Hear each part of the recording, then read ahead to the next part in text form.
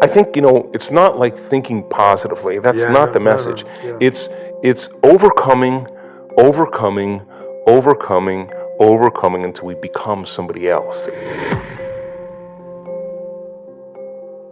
If you're going to say, I'll do it later, I'll do it tomorrow or Monday, you're in a program. Yep. Right? Because you actually should be doing it in the moment, right? Right. So then I assert that if you're not in the present moment, you're running a program. And so the more, listen,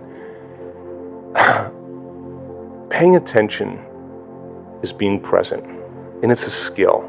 And you know when someone's present with you in your life because they're paying attention to you. And you know when they're not present with you because they're not paying attention to you. So then imagine you're going to create and you're not present.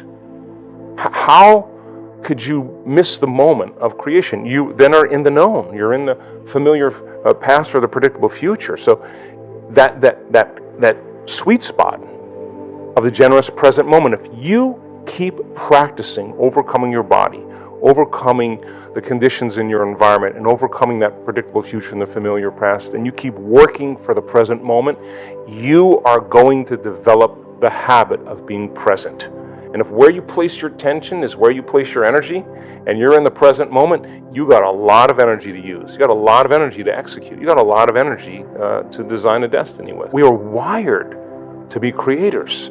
We already know how to do it. You just made up your mind that it was more important than anything else. And you have that vision, you have that possibility, and the moment you feel that emotion, you're connected to your future, and no person, no thing, no experience will stand in the way between you and that future.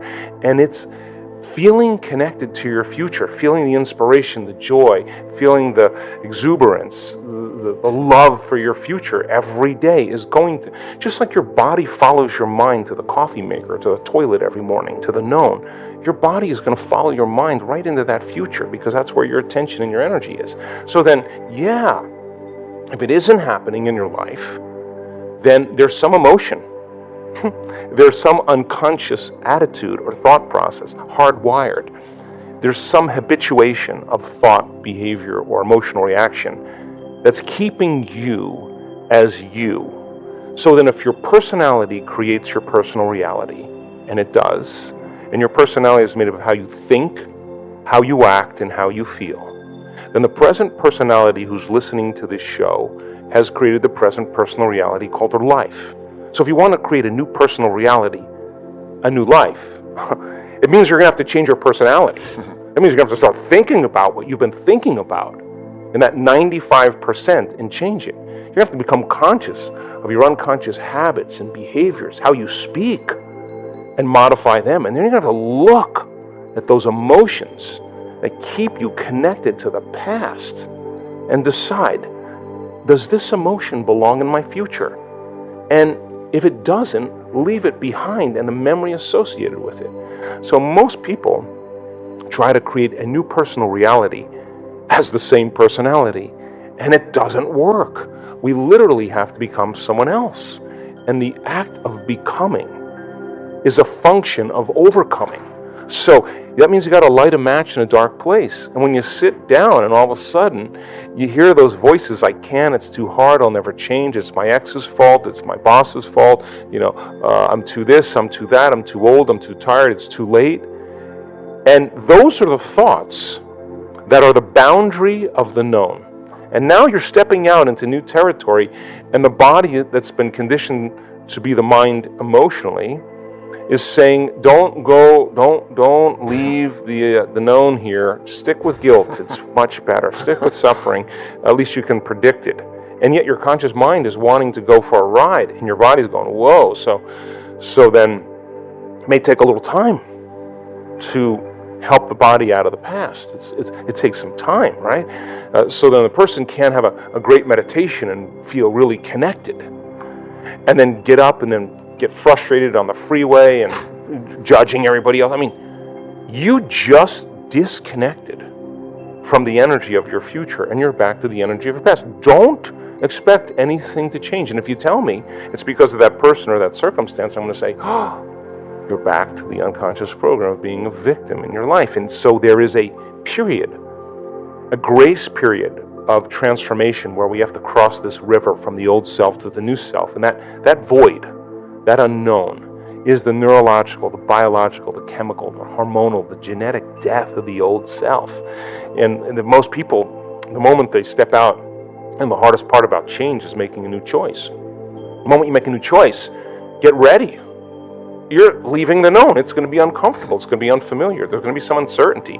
You can't predict. You're not in the known any longer. And most people, they step out and they hear that voice. It's too hard. You never change. And they believe in that thought. And that thought leads to the same choice, which leads to the same behavior, creates the same experience, produces the same emotion. And then they say, oh, this, Aubrey, feels right to me. No, that feels familiar.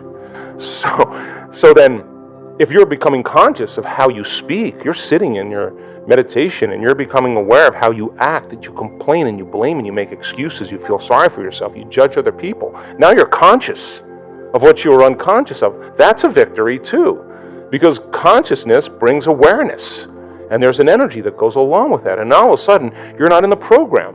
You're the consciousness observing the program. You're outside the jar. You're objectifying your subjective self. You're seeing yourself through the eyes of someone else. And then when you look at those emotions and you say, my goodness, I didn't even know it was guilt. This is how I always feel. I didn't even know it was guilt. Now I know. All right, well, now that you know, you can't not know.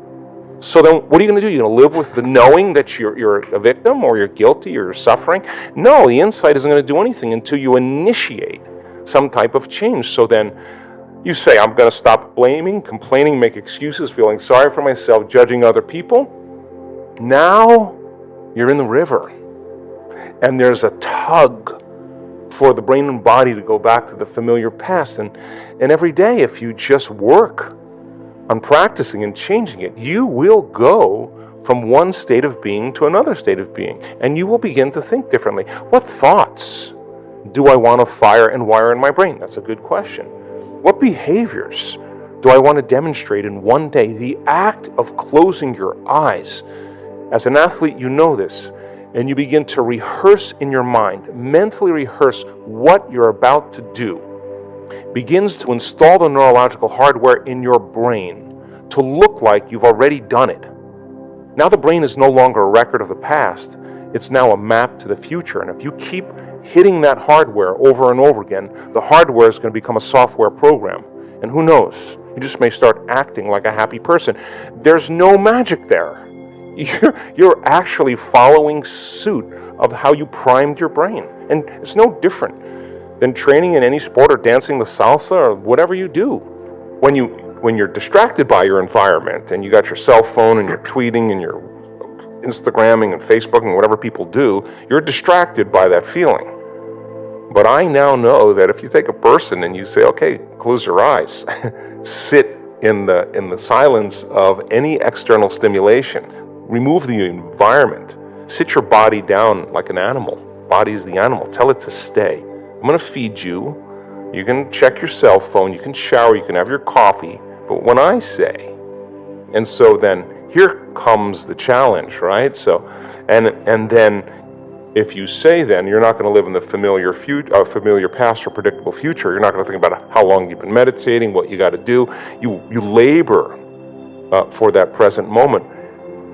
People think when they do this that they're doing something wrong because there's such discomfort that comes with it.